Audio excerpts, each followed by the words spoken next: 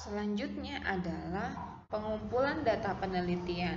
Nah, biasanya ketika kita mengumpulkan data penelitian, terutama di bidang PAUD, biasanya kita kan turun lapang gitu ya, entah ke sekolah, atau ke kelas-kelas, atau ke masyarakat sekitar gitu ya, atau ke posyandu kalau terkait dengan kesehatan anak misalnya. Nah, ini harus dilakukan sesuai adat setempat.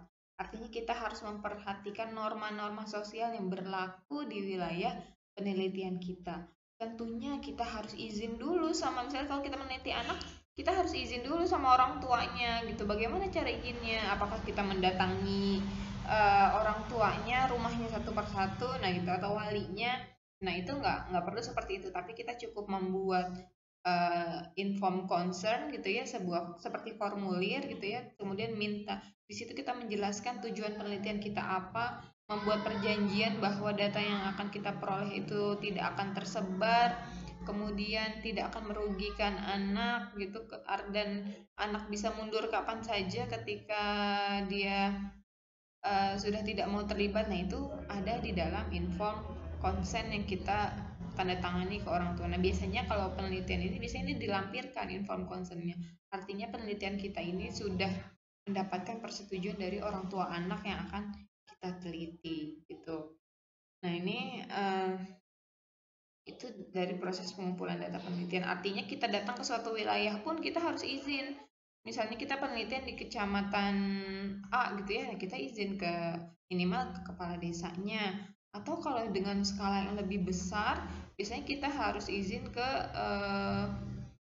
ada tuh apa namanya, Kesbang Linmas Pol ya kalau nggak salah. Jadi ketika kita ngambil data kan kita wawancara tuh, berkeliaran kan kita di wilayah tersebut. Kan kalau orang yang nggak kenal kita, itu siapa ya, orang asing kok berkeliaran terus di wilayah kita. Nah itu orang-orang bisa mencurigai. Nah untuk mencegah hal itu kita harus punya surat izin dari Kesbangpol gitu ya. Kemudian dari surat Kesbangpol itu kita tembuskan ke RT, ke RW gitu ya, ke RT, dan kemudian juga kita tunjukkan ke responden yang akan kita wawancara atau yang akan kita teliti. Nah, itu kalau skala atau lingkup penelitiannya di wilayah yang lebih luas gitu.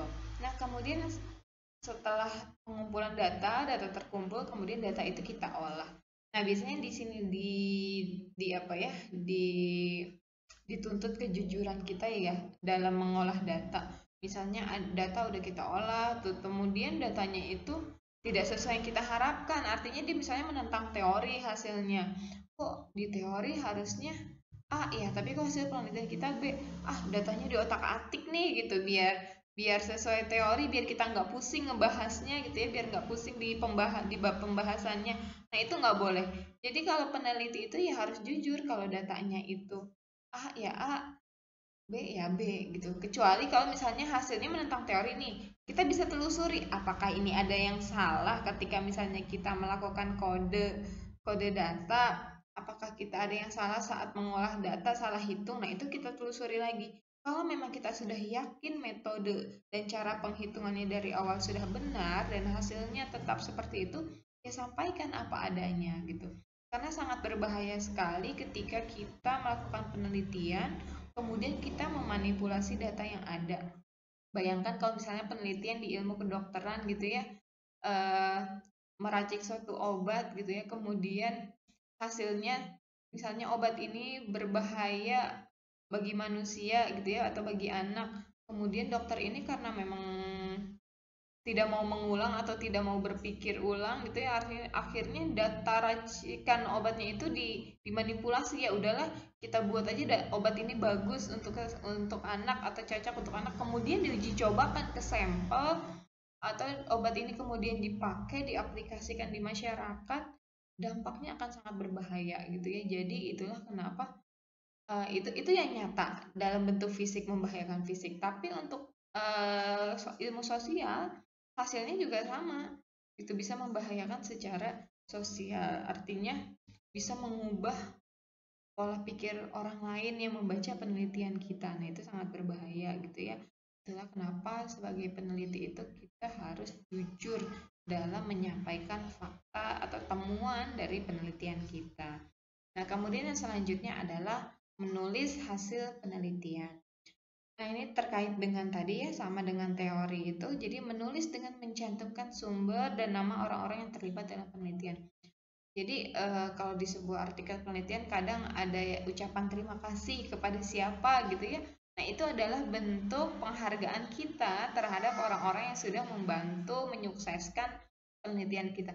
Karena penelitian itu nggak mungkin bisa dilakukan seorang diri tanpa bantuan orang lain. Kayak misal dari ambil data aja kita pasti udah izin ke sekolahnya, udah izin ke gurunya bantu nyiapin anak-anaknya. Kemudian kalau ke desa berarti orang-orang desanya sudah bantu, atau dosennya atau siapa yang membantu. Jadi nggak mungkin bisa dilakukan sendirian. Jadi penelitian itu eh, biasanya melibatkan orang lain, dan sebagai bentuk penghargaan kita menyebutkan nama orang-orang tersebut di tulisan kita. Nah, itu sebagai bentuk apresiasi gitu ya. Nah, itu juga bagian dari etika penelitian. Nah, mungkin itu saja materi yang saya dapat sampaikan hari ini. Untuk pekan selanjutnya kita bisa lihat di silabus ya, kita akan membahas apa. Nah, ini adalah materi awal tentang konsep dasar penelitian. Jadi teman-teman perlu memahami apa sih itu penelitian itu tersendiri. Kemudian tadi tujuannya penelitian itu apa, kemudian etika dalam melakukan penelitian, sampai nanti teman-teman bisa membuat penelitian yang sesungguhnya. Baik, terima kasih atas perhatiannya. Assalamualaikum warahmatullahi wabarakatuh.